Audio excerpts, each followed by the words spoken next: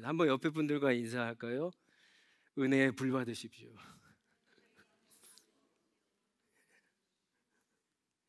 오늘은 솔로몬과 스바 여왕에 대한 이야기입니다. 역사적으로 가장 지혜로운 왕을 뽑으라고 한다면 교회 다니지 않는 사람들도 아마 솔로몬을 가장 지혜로운 왕이라고 그렇게 뽑을 것입니다. 솔로몬의 지혜는 아버지 다윗이 물려준 게 아닙니다. 그렇다고 스스로 열심히 뭔가를 공부해서 스스로 얻은 것도 아니죠. 왕이 된 솔로몬이 어느 날 하나님 앞에 기도를 합니다. 하나님, 나에게 지혜를 주십시오. 그랬더니 하나님께서 그 기도를 기뻐하셨고 솔로몬에게 지혜를 주십니다. 솔로몬은 그 지혜를 가지고 예루살렘 성전을 건축하고 아름다운 왕궁을 짓습니다. 그 지혜로 나라를 아주 정의롭게 공평하게 다스렸고, 그리고 국민들이 잘 사는 그런 부강한 나라로 만듭니다. 그 소문은 주변에 있는 나라로 점점 퍼지게 되었고요. 오늘 본문에 나오는 스바 여왕, 이 스바는 옛날 고대의 아라비아 남서쪽에 있는 오늘의 예멘에 해당하는 지역에 있는 나라입니다. 이 나라의 여왕도 그 소문을 듣습니다. 그런데 이 여왕은 처음에는 그 소문을 믿지 않았습니다. 하지만 놀랍게도 이 여왕은요, 이 소문을 직접 확인하기 위해 솔로몬을 찾아와서 오늘 말씀해 보니까 마음속에 가지고 있던 여러 가지 어려운 질문들을 솔로몬에게 합니다. 그리고 솔로몬의 대답을 다 듣고 그가 지혜로 만든 궁전과 사람들과 여러 가지 것들을 보고는요, 마음이 완전히 바뀌게 되죠. 그래서 솔로몬을 칭찬합니다. 당신의 지혜가 내가 듣던 소문보다 훨씬 뛰어나다, 이렇게 칭찬을 하고 마지막에는 솔로몬에게 그 지혜를 주시고 솔로몬을 왕으로 삼으신 하나님을 찬양하며 돌아가게 됩니다.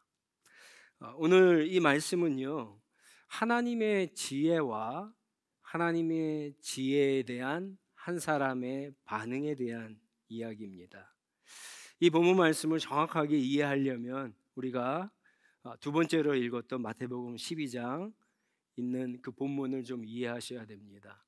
예수님이 복음서에서 딱 한 번 남방 여왕 스바 여왕을 인용해서 설교하신 적이 있습니다. 이 설교의 배경은 이렇습니다. 예수님이 이 땅에 오셔서 하나님 나라 복음을 선포하시죠. 이미 하나님의 나라가 너희 가운데 시작됐다. 그래서 그 증표로 귀신을 쫓아내고 병자들을 고치고 그리고 여러 가지 기적을 보여줍니다. 그러나 많은 사람들이 주님 앞에 나오지 않았습니다. 그리고 심지어 바리새인들은요, 계속해서 예수님에게 다른 표적을 보여달라, 다른 표적을 보여달라, 이렇게 이야기를 했습니다. 주님은 그들을 향해서 그들의 아주 완악한 태도를 보고는 요나 시대의 느느웨 사람과 그리고 솔로몬 시대의 이 스바 여왕이 마지막 심판 때에 너희를 정죄할 것이다, 예수님께서 그런 말씀을 하십니다. 그러면서 예수님은 요나보다 크다, 솔로몬보다 크다 하면서 그럼에도 불구하고 너희들은 마땅히 보여야 할 반응을 보이지 않는다라고 바리새인들을 책망합니다. 예수님이 바리새인들을 책망하면서 스바 여왕의 이야기를 하신 거죠. 예수님의 이 책망은요, 사실 오늘 우리에게 하시는 책망이기도 합니다. 여러분 가운데 믿음이 아직 이렇게 자라지 못한 분들이 있을 겁니다. 그런 분들이 주일에 다른 곳에 가지 않고 예배의 자리에 나온 것은 정말 잘하는 것이죠. 물론 본인의 의지로 나오신 분들도 있지만 본인의 의지와는 상관없이 나오신 분도 있을 겁니다.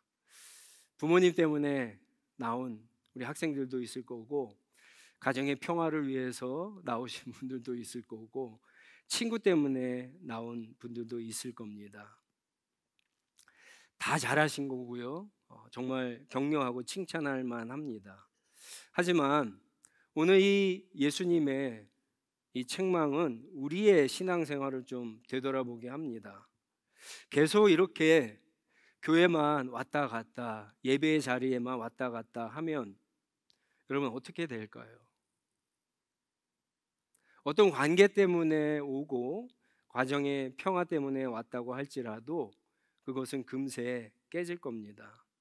왜냐하면 우리가 믿는 이 복음에는 회색지대가 없어요. 중간이 없고 타협이 없습니다. 계속해서 평행선을 달릴 거예요. 그리고 더욱더 중요한 것은 이 복음을 통해 얻게 되는 풍성한 은혜와 복을 맛볼 수 없기 때문에 그렇습니다.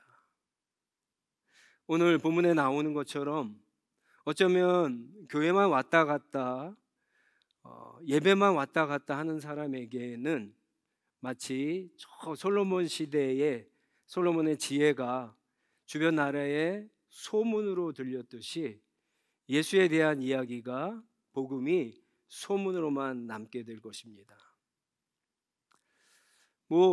계속 이대로 신앙생활에도 좋은 분은 어쩔 수 없지만 정말 기독교에서 이야기하는 진리가 무엇인지, 복음이 우리에게 주는 유익이 무엇인지를 정말 알고 싶고 인생이 변하고 싶은 분들은 이렇게 신앙생활에서는 안 되죠. 더 사실은 진지하게, 더 간절하게 신앙생활을 하셔야 됩니다. 스바 여왕이 여러분 할 일이 없어서 한갓 소문 때문에 많은 시간과 물질을 썼을까요? 예루살렘에 아주 양고기를 맛있게 하는 식당이 있더라, 그 소문을 들었다면 스바 여왕이 과연 예루살렘까지 왔을까요? 별 볼 일 없는 소문이라면 무시했겠죠. 더 정확하게 얘기하면 이 소문이 나와 상관이 없는 소문이라고 한다면 굳이 올 필요가 없죠. 한쪽 귀로 듣고 그냥 한쪽 귀로 흘려버리면 됐을 겁니다. 하지만 이 솔로몬에 관한 소문은 같은 한 나라를 다스리는 여왕으로서 너무너무 중요한 소문이었던 거예요. 어떻게 21살의 왕이 되어서 20년 동안 그렇게 그 짧은 시간 동안에 이 나라를 부강한 나라로 만들고 공정하고 공평하게 정의롭게 백성들을 심판하고 다스릴 수 있을까? 이 소문이 정말 진짜인가 궁금했을 것이고, 이 여왕은요 시간과 물질을 들여서 많은 수하들과 함께 찾아온 거죠. 이 소문이 진짜라면 그만큼의 가치가 있기 때문에 먼 길을 마다하지 않은 겁니다. 여러분, 예수 그리스도의 복음이 정말 가치가 없을까요? 예수 그리스도의 복음이 나와 정말 상관이 없을까요? 그렇다면 제가 한 가지만 질문을 하겠습니다. 여러분들은 의인입니까? 죄인입니까?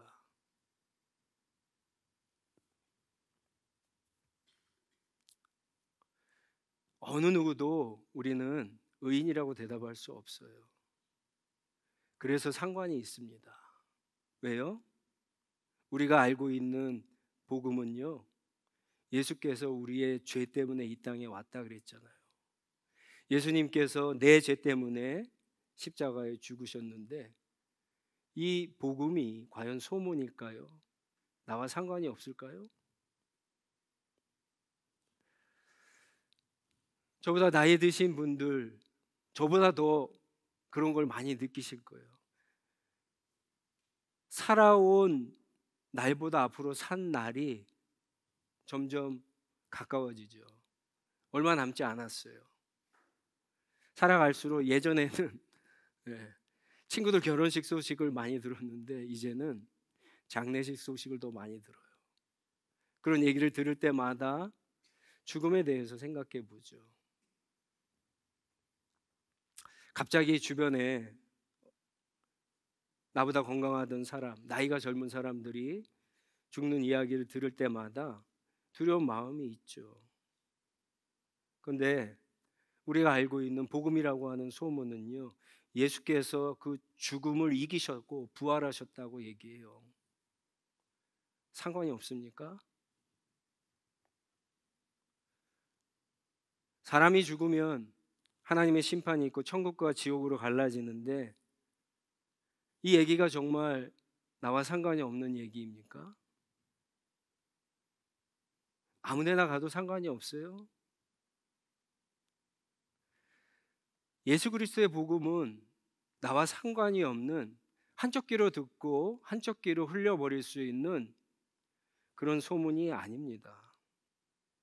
확인해도 그만, 확인하지 않아도 그만, 그런 소문이 아니에요. 복음은 내 인생이 달린 문제입니다. 내 생명이 달린 문제이고요. 복음은 내가 사랑하는 사람들의 영원한 목숨이 달린 문제입니다.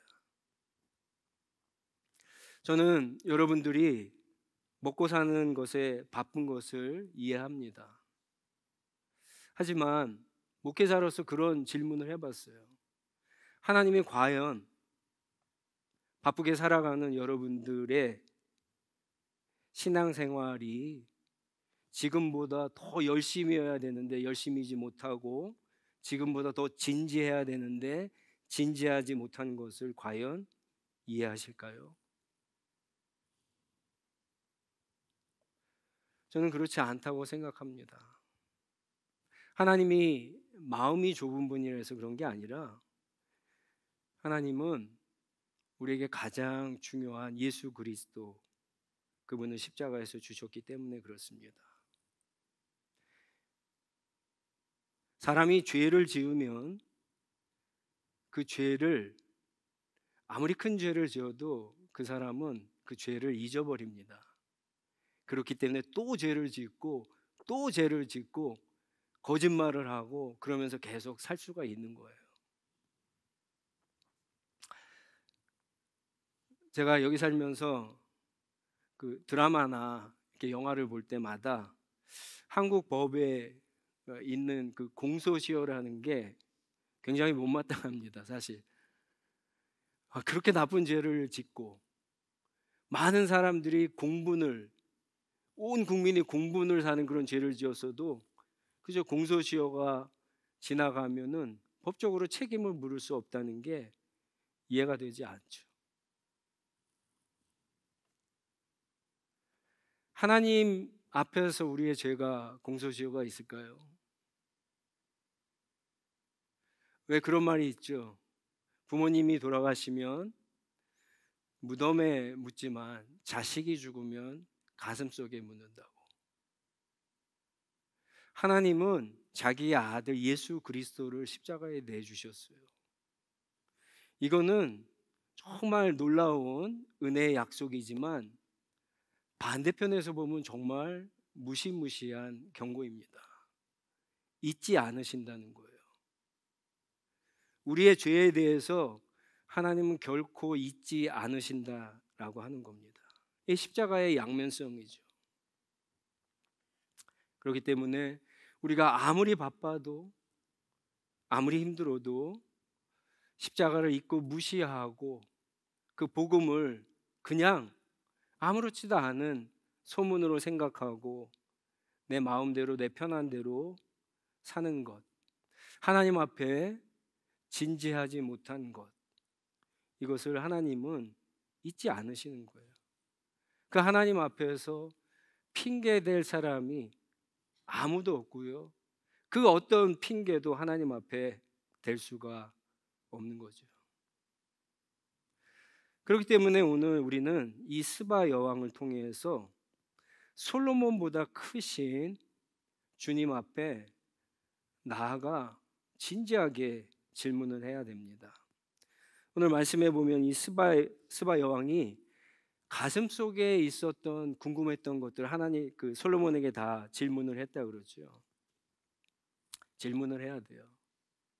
신앙생활하면서 물론 그게 가짜가 아니고 진짜가 아니다라고 하는 게 아니지만 나올 때마다 우리는 어떻게 하면 성공할 수 있고 어떻게 하면 많은 복을 누릴 수 있고 어떻게 하면 건강할 수 있고 어떻게 하면 우리의 자녀들이 잘 될 수 있고 이런 것만 궁금해하고 질문하는 것은 너무나 크신 하나님을 갖다가 너무나 작은 하나님으로 만드는 행위죠. 정말 우리 가슴속 깊이 인생을 살면서 정말 중요하게 생각하는 것들을 질문하셔야죠. 하나만 질문해서 답을 얻어도 우리의 인생은 달라집니다. 예를 들어서 예수님이 진짜 계시냐? 예수님이 정말 하나님의 아들이냐? 여러분, 이 질문에 진짜 답을 찾게 되면은 우리의 인생이 완전 달라지는 거 아닙니까? 얼마나 중요한 질문들이 많아요. 그렇다고 한다면 연속해서 이어지는 질문들이 많잖아요. 어떻게 하면 내가 죄를 용서받을 수 있는지, 어떻게 하면 구원을 얻을 수 있는지, 어떻게 하면 영원한 생명을 얻을 수 있는지. 기도할 때마다 자꾸만 어린아이처럼 하나님과 대화하면서 이거 주세요, 저거 주세요. 이런 어린아이의 신앙, 기도, 여기에서는 이제 벗어나야죠. 하나님 앞에 더 진지해져야 됩니다. 특별히 여러분 성경을 펴고 읽고 기도하셔야 돼요. 성경을 그냥 가볍게 읽지 마시고 그래도 많은 분들이 큐티 하시는데 큐티에 만족하지 마시고 아주 적은 분량을 읽으셔도 아주 깊이 읽으셔야 돼요. 진지하게 읽으셔야 됩니다. 성경은요 마치 그것을 깊이 읽으면 읽을수록 다릅니다. 나를 비춰주는 게 달라요.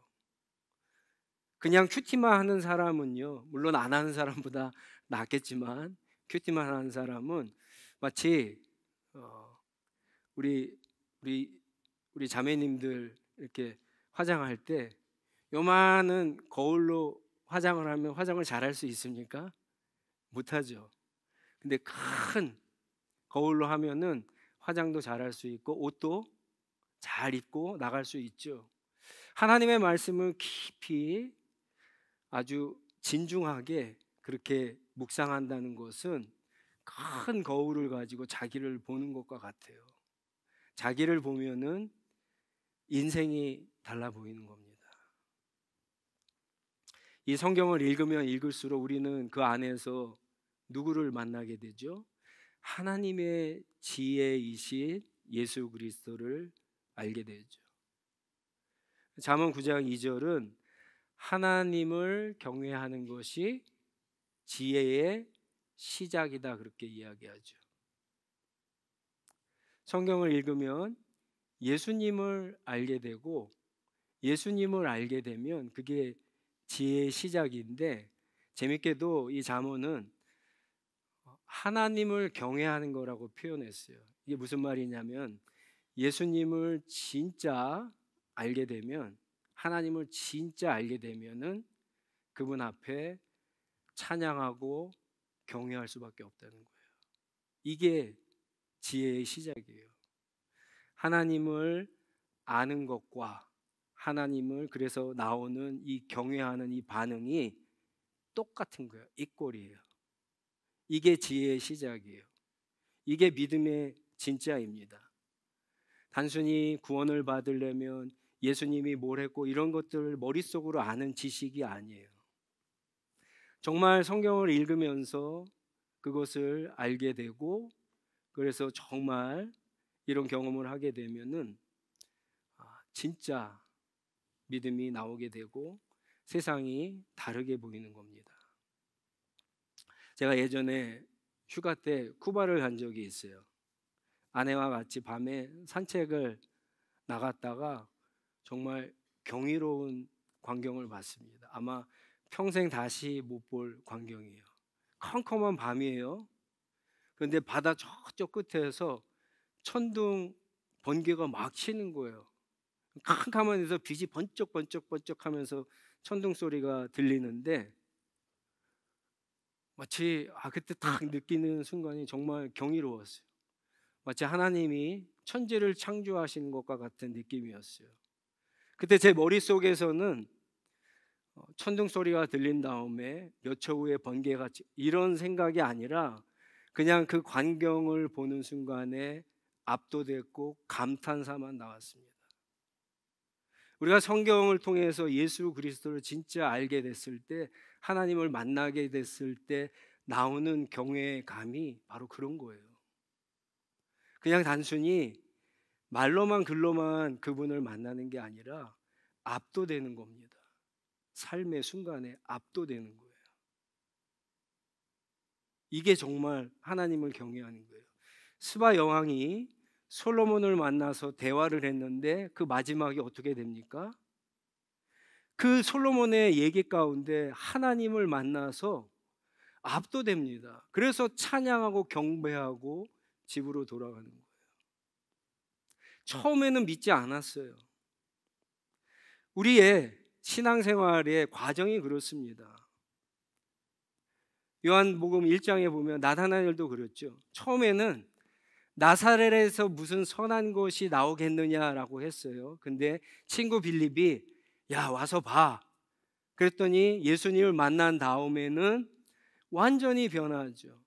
그가 자신의 인생을 들여서 예수님을 쫓은 제자가 됩니다. 그게 바돌로메입니다. 바울도 그렇습니다. 바울도 처음에 소문을 들었을 때 아니 예수란 사람이 그리스도래, 예수란 사람이 십자가에 죽었다가 부활했대, 소문으로만 들었어요. 바울은 한 걸음 더 나가서 그런 소문을 따라가는 사람들을 죽이러 다녔습니다. 근데 그가 다메섹에서 부활하신 예수님을 만났을 때 소문이 진짜인 것을 알게 되었을 때 그의 인생은 완전히 달라집니다.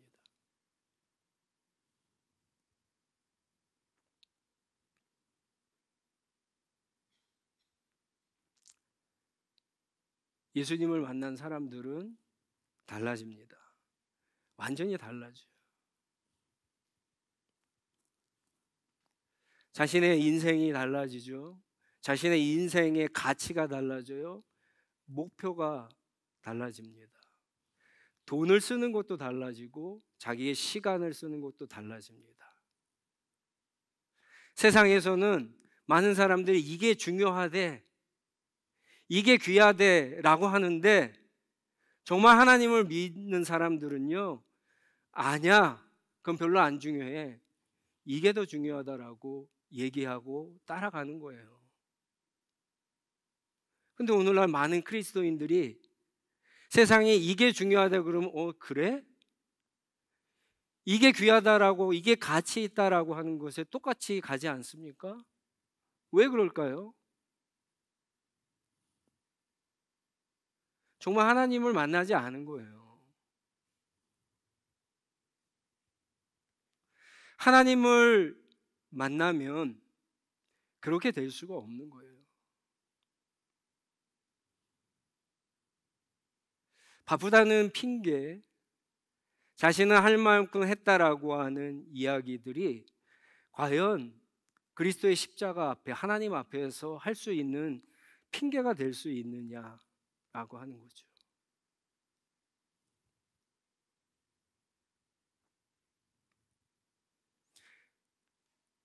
그리스도의 복음은 정말 믿을 수 없는 얘기로 가득 찼습니다. 황당한 소문과 같아요.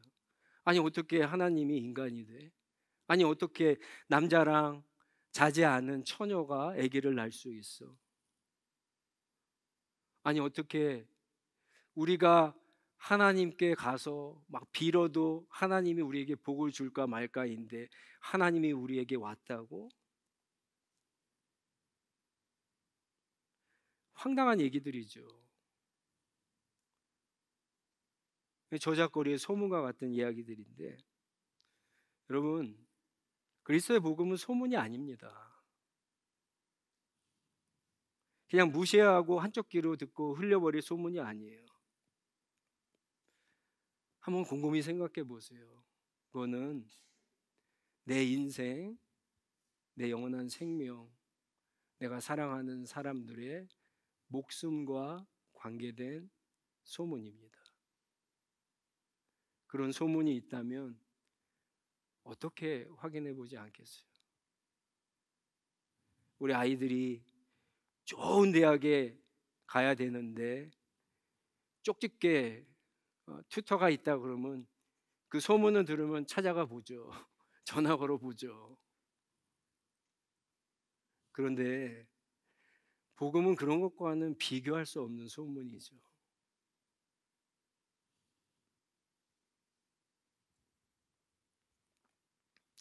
여러분, 살면서 그런 소문을 무시해 본 적 있어요? 어떤 소문을 들었는데 그냥 그 소문을 무시했는데 나중에 큰 낭패를 겪고 손해를 보고 곤란을 겪은 적이 있지 않습니까?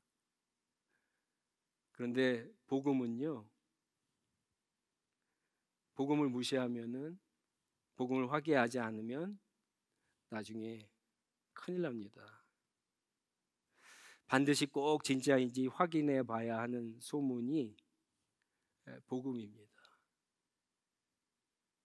그 소문이 진짜인지 여러분 진지하게 확인하는 신앙생활이 되시기 바랍니다. 그래서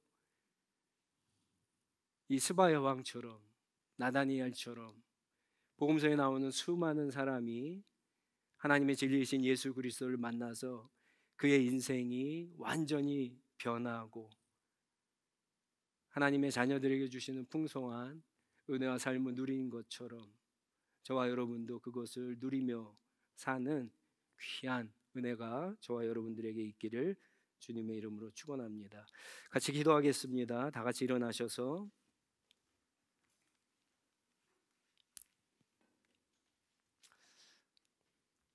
우리 하나님 앞에 기도하겠는데요. 물론 여러분 가운데 정말 진지하게 신앙생활을 하는 분들도 많습니다. 하지만 오늘 말씀을 들으면서 내가 하나님 앞에 좀 진지하지 못했구나. 내가 더 많은 시간과 열심을 내서 정말 내 안에 있는 여러 가지 질문들이 있잖아요.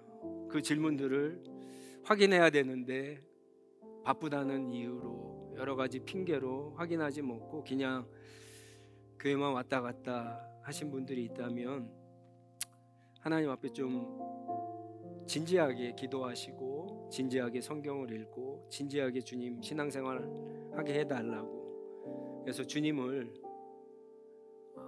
하나님의 지혜이신 예수 그리스도 그분을 만나는 귀한 은혜가 있다라고 우리 한번 기도했으면 좋겠습니다. 여러분, 우리 가운데 예수님이 하신 4가지 밭의 비유 가운데 좋은 땅은 사실 별로 없습니다. 우리는 다 길가와 같이 단단한 마음들이에요. 우리 안에는 우리가 살아온 인생을 보여주는 것 같이 이렇게 많은 돌멩이들이 있어요. 가시들이 있습니다. 거기에 복음이 들어가도 결국 싹을 맺지 못하지만 여러분이 하나님 앞에 나와서 간절하게 그를 구하면 하나님은 자비와 인자가 긍휼이 풍성하신 분이기 때문에 그런 마음의 밭도 다 갈아엎으십니다. 그랬을 때 하나님의 복음이 마침내 뿌리를 내리고 자라고 열매를 맺게 되는 줄 믿습니다. 하나님, 내 인생이 너무나 단단합니다. 내 인생에 왜 이렇게 돌멩이와 가시가 많습니까? 그러나 주님이 끝없이 나에게 찾아오셔서 말씀하시는 그 귀에, 그 말씀에 귀를 기울이기 원합니다. 여러분, 그 간절한 심정으로 하나님의 은혜를 구하며 한번 같이 기도하도록 하겠습니다. 기도하겠습니다.